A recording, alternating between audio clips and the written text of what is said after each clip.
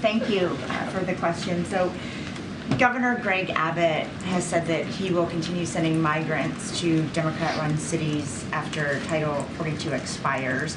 The mayors of Chicago and New York have already responded saying they simply do not have space. What is the administration doing to help state and local governments prepare ahead of the expected influx of migrants?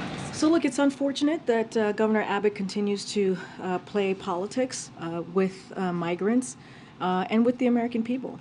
Because what he's doing, that's what it looks like. It looks like a political stunt instead of trying to address the situation or maybe get the congressional members and senators that are in his state to actually ask them to work with us on truly dealing with a problem, with trying to figure out how do we deal with immigration reform. Instead of doing that, he wants to play politics. So that's what we've seen from this governor. It's not surprising. That's what he's continued to do.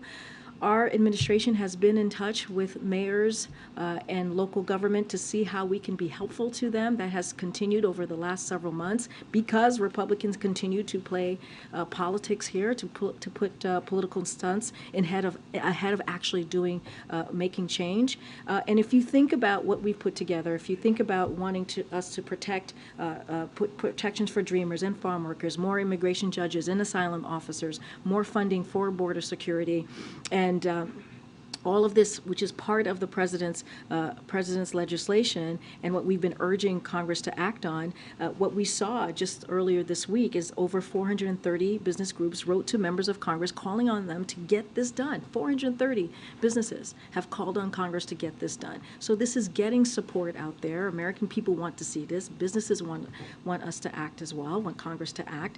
And so we're going to continue to do that and to call on Congress, but Republicans are in the way. And Republicans in Congress are getting in the way. And what Abbott is doing does not help the situation.